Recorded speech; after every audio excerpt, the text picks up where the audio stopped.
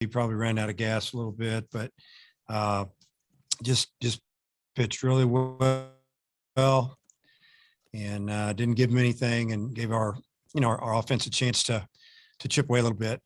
We did have a couple opportunities where we felt like we left some runs that we were figuring we were going to need out there, but fortunately that our pitching was good tonight, and it didn't come back and get us.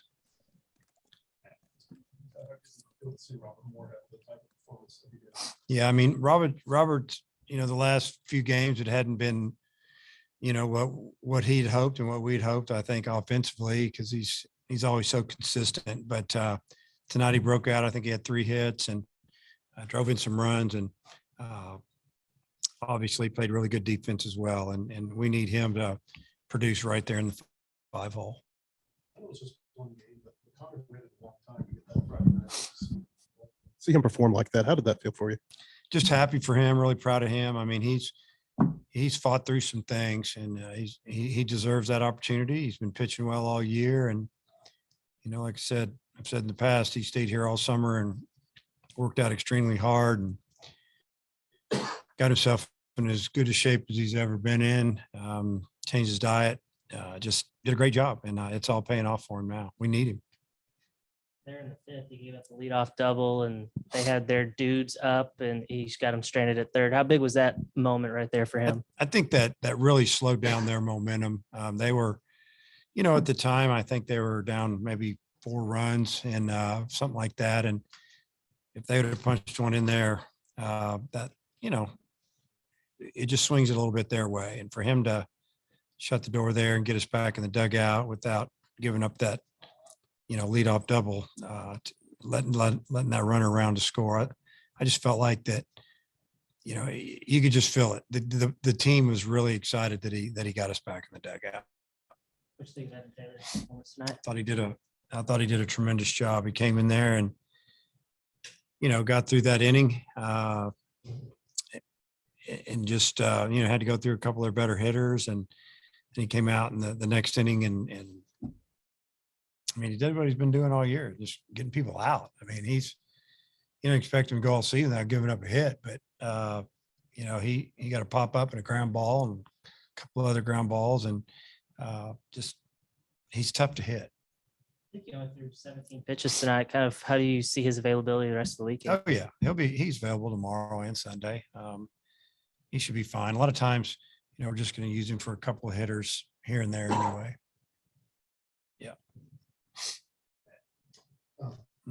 On Connor, he gives up a lot of contact, but it seems like teams never really get a lot of hard contact against him. What makes him so effective in that manner? Well, he does pitch, to contact, and that way he can get deeper in the game. He gets a lot of contact because, I mean, he's in the zone so much. They're on swing mode all the time, and but he's got sink on his fastball, and he's got the good, I call it a downer type breaking pitch that he gets ground balls on, and he can get him a strikeout now and then when he really needs one, but he doesn't just hunt him down. He's about efficiency a little bit, getting some outs and saving some pitches. I think his 109 pitches tonight were the most he's ever thrown here. How far do you think you can stretch him out? And that's 2 straight games now where he's gone over 100. Yeah, that was about as max we wanted him to go. We were hoping he could get through that last inning, but I may be wrong, and you guys probably already know. Were those his only 2 walks of the game?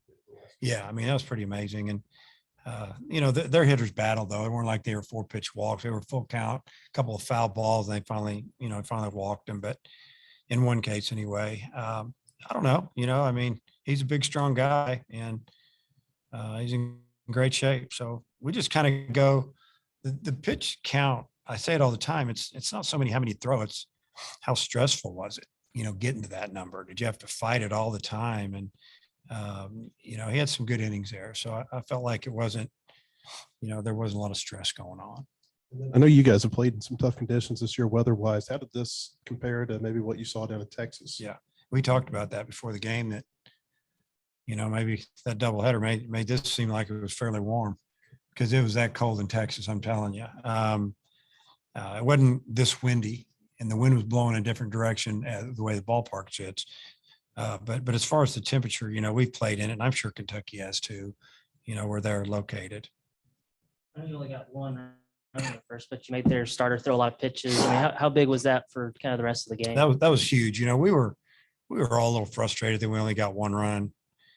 But on the other side of it, when the inning ended, my comment was that it was a great inning because, we did make him throw like 33, 35 pitches somewhere in there. And that's tough. That's a tough way to start the game. You're, as a coach, you're thinking, wow, if we can get 4 or 5 max out of this guy, and he's going to have to turn it around real quick. And you're already starting, your mind spinning about the bullpen. So it was a really good job by the offense, fouling pitches, taking pitches.